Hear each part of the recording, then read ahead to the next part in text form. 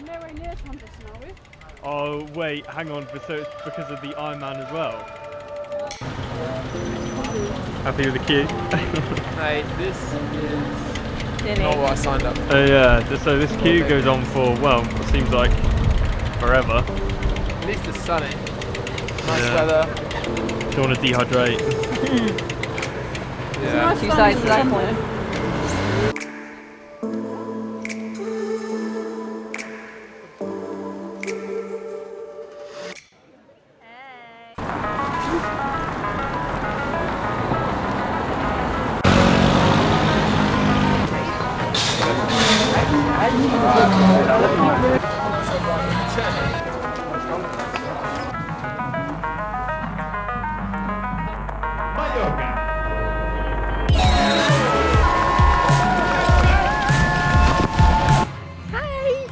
So as it is also the, ooh, that's bright.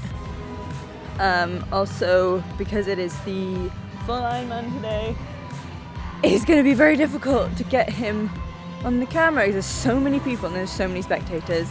I have already elbowed probably about 3 women this morning, so sorry. 120. Sit into the climb, mate, don't tow him. Well done, Harry! Let's go, babe! Woo!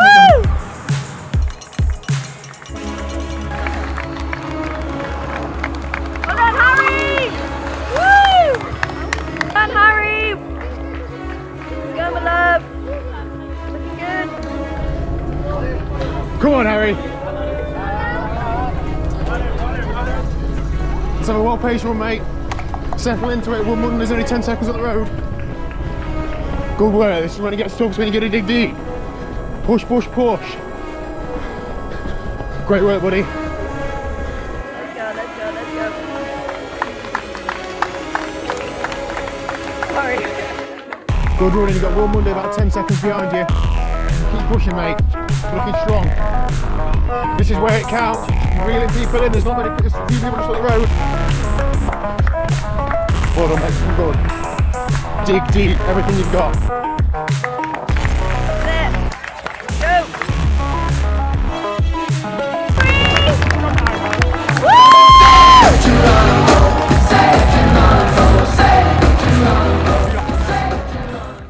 Alright, here we go. Done and done with the first race of the season. That was awesome, and I thought I'd sit down now and just go through a few things with regards to the result, let you guys know the result, and talk through the good things, the bad things, the things I'm going to work on, and the things that I'm moving towards now. But first of all, I've got to say a massive thank you to all of you who have supported me up until now and continue to support me on social media, but also in person as well. It was amazing to be at Mallorca, and the amount of support that I had from people coming up to me before the race, you know, in transition, expo, on the beach, whatever, and saying that they support the channel, they support me, they, you know, some people asking for photos of me, which made me feel like some sort of celebrity, which was, I think Lydia really enjoyed that. Yeah, it was amazing, and to get to talk to people that support me and support this channel is honestly one of my favourite things to do at racing. I love to get to know people and to talk to people who support me in the channel, and it was so good. And even people during the race were shouting out at me and even stopping their race and having a chat with me, which was just, it was mad. It was so good. So thank you so much to all of you who came up and chatted with me. It just made the whole weekend just really enjoyable. So thank you so much.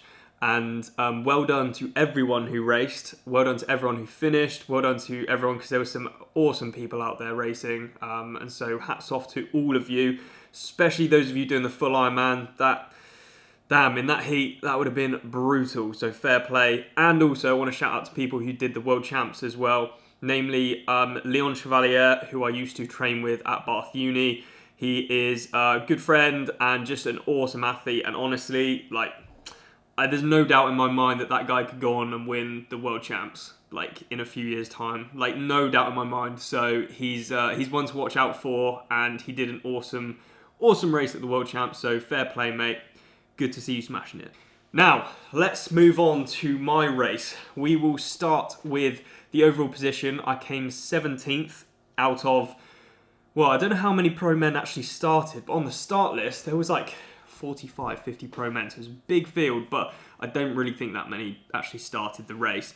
But anyway, yeah, top 20. I was 19th originally, or 20th, but quite a few people got disqualified for drafting. It's something I will be talking about a little bit later on in this video, because it's not even funny. I don't know why I'm laughing. It's not funny.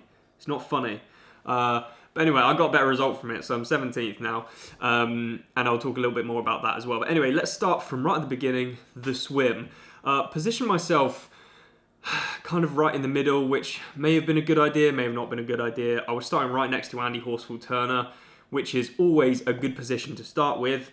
The issue is, Andy is such a good swimmer, I didn't stay there for very long. And when I say I didn't stay there for very long, I didn't stay there for very long at all. He just kind of went and ended up leading out the swim like he always does, because he's a jammy little bugger. And so, yeah, I was kind of in this washing machine in the middle, not thoroughly enjoying myself, and just didn't actually swim that well, annoyingly. Like, the time was actually pretty good, like 23 minutes, averaging 1:13 per 100 for 1900 meters. Like, I would argue that's a pretty good swim. It just seems like the level that people are at now in the swim, it's just crazy. So it's something that I really need to work on, and that's one of the things that I'm taking away from this race, is that I just need to work on my swim. And I don't necessarily think it's a fitness issue.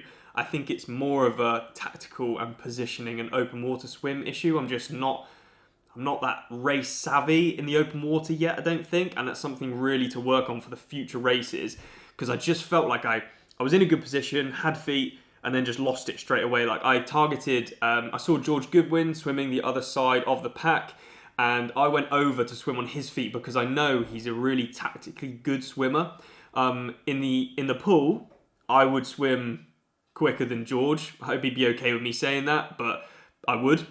That's just not me being arrogant. That's just me saying I'm quicker than him in the pool. However, he is so much quicker than me in open water, purely because he's an incredibly good tactical swimmer, if that makes sense. And he's very race savvy, and he positions himself in such a good place that he came out in the front pack. And so I got on his feet, and I just lost them for some reason. I don't know what it was. So anyway, that's something I really need to work on, because I came out of the swim quite far back.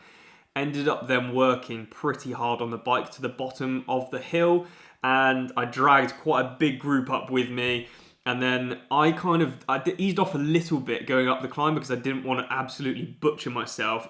Group came through, and then I kind of went towards the group towards the top of the climb, descended all right, and then I was with a group with sort of Andy Horsfall-Turner, Brett Halliwell, Will Monday, a few of the other guys, and there was a fair bit of drafting going on, and you could see on these out and back sections, there was drafting going on in every single group up the road from us. It looked, I mean, some of the distances between bikes was, yeah, it was ridiculous. I mean, that is just, and it's almost impossible. That you can't really, there's just nothing you can do. Like, it's really impossible to bridge gaps.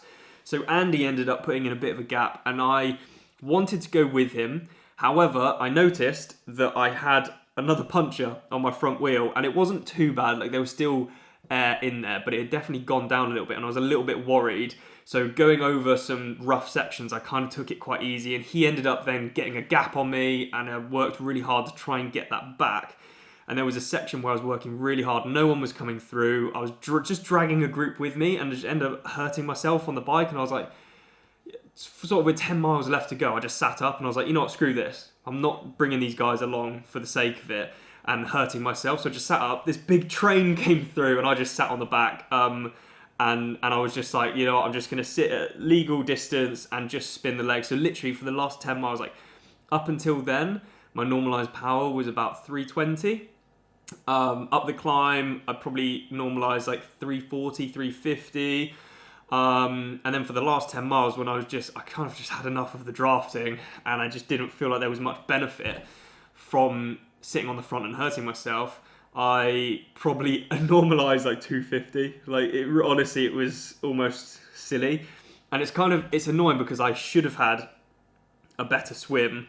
And if I had a better swim, then it would have been okay to be like, oh, I'll just sit up. But when you're kind of chasing, you don't really want to sit up because you feel like the groups up ahead are just gaining and gaining and getting further away from you. So it's like you really want to go and hurt yourself, but then you don't want to bring everyone else up behind you who's just sitting in and having a chill time. So it's like, it's quite difficult. It's almost like you're damned if you do and you're damned if you don't. But anyway, I decided to sit up.